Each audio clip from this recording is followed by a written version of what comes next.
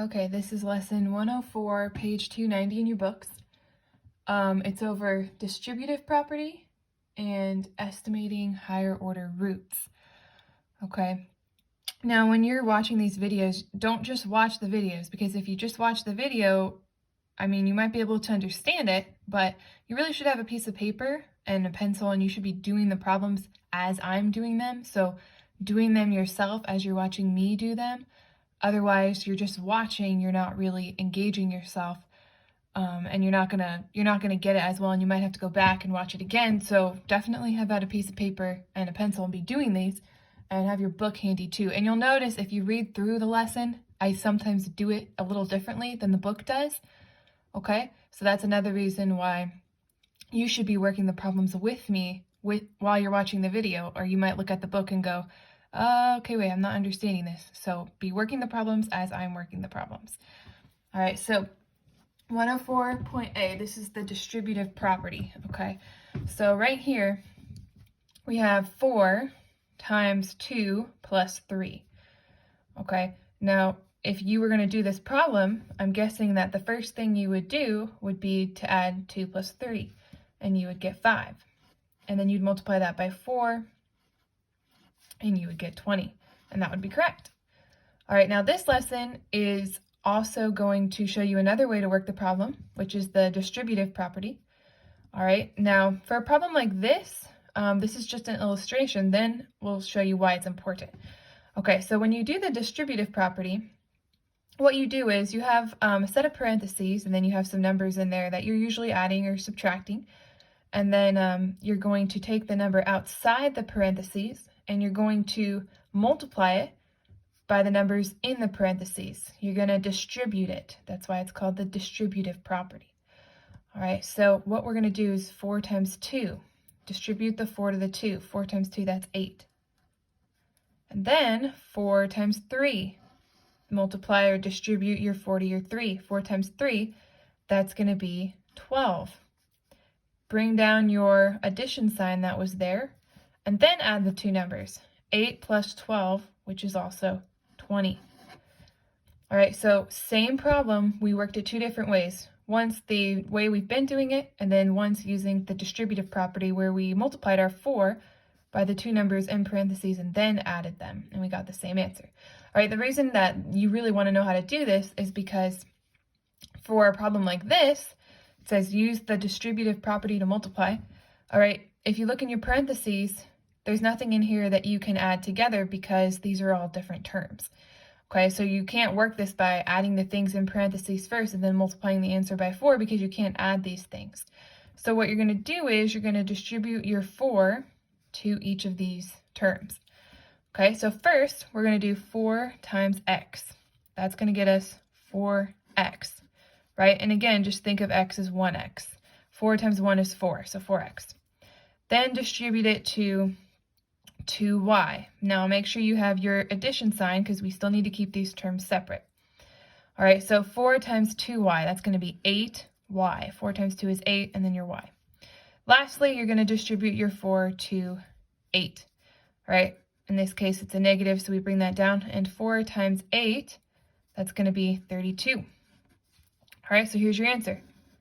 Using the distributive property, 4x plus 8y minus 32. Okay, now again, I like to write them like this, but that's fine too. Okay, 104.2, use the distributive property to multiply. All right, so we're going to do the same thing. 3x times x squared, okay, think of it as 1x squared. That's going to be 3x cubed. We had an x here, so x times x, that's x cubed. Then 3x times negative 2. Okay, so negative 3 times 2 would be 6, and then 6x, because we had 3x. 3x times 2, that's 6x. Bring down your negative. And then 3x times 2x. Make sure you have the addition sign. Okay, 3 times 2 is 6. X times x is x squared. All right. Now again, I'm going to write this with my x first, then my x squared, then my x cubed. Okay?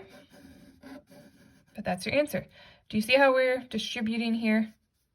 Now, you'll notice there's a trinomial, all right, a trinomial, 3 terms here. There's a trinomial in the parentheses, and our answer should be a trinomial.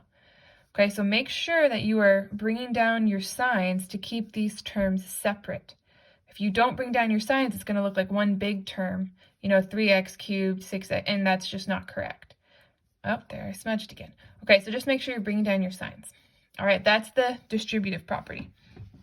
Now, the second part of the lesson is estimating higher order roots. If you look in your book, it says we can use the cut and try method to find roots to any accuracy we wish.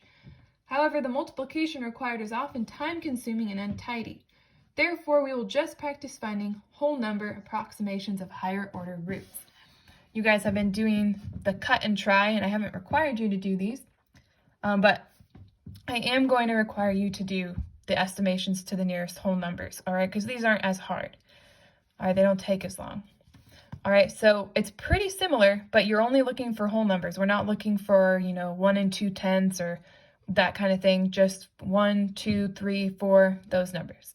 So this problem says estimate the third root of 250 to the nearest whole number. All right, so you're just going to try out some numbers until you get the closest one. So let's do 3 cubed. All right, 3 times 3 times 3. All right, 3 times 3 is 9. 9 times 3 is 27. Okay, 27 is not even close to 250. So we're off. All right, let's go a bit bigger. Let's do 6 cubed. Okay. All right, 6 times 6, that's 36. Okay. 36 times 6. 6 times 6 is 36. 6 times 3 is 18. Plus 3, that's 216. All right, that's close. 216 is close to 250. So now let's do 7 cubed, all right, just to see if we can get closer. 7 times 7, that's going to be 49 times 7. Okay, 49 times 7. 7 times 9 is 63.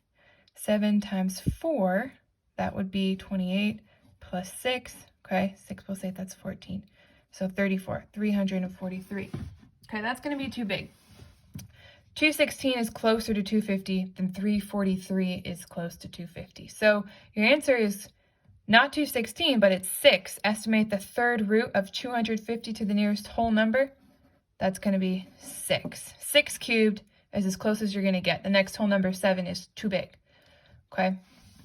There's another one of those in your book that you can look at, but it's the exact same thing, just a different number. Okay, so let's go ahead and do the practice problems. Okay. For practice A, if you look in your book, it says multiply. All right, we're going to use the distributive property. Okay, for A, 4 times 3x squared, that's going to be 12x squared. 4 times 3 is 12x squared. All right, 4 times 2x, that's going to be 8x. Okay, so your answer is going to be 8x plus 12x squared. Okay, hopefully you see how we did that. All right, next one, B, 3x times 2, all right, that's going to be 6x. 3x times x squared, think of it as 1x squared. 3 times 1 is 3. X times x squared, that's x cubed. Okay, so for that one, you're going to get 6x plus 3x cubed. All right, and then last one, C. Okay, think of these again as 1. When there's no number shown, we assume it to be 1. All right, 1x times negative 1x squared. Okay, well, 1 times 1 is 1, but this is negative, so we have a negative 1. X times x squared, that's x cubed. Next term, 1x times negative 1x. Okay, again, 1 times negative 1 is 1. X times x, that's x squared. And then 1x times negative 4, negative 4x. All right, so again, I'm going to write it the way I like it, still keeping all of my signs. All right, and then that's what you're going to get. And you don't have to write the ones I did, but you don't have to. Okay, now for the practice D and E, all right, go ahead and pause the video and then do the problems, do D and E, pause the video, do them out, and then unpause it, and I'll give you the answer right away, okay? So pause the video.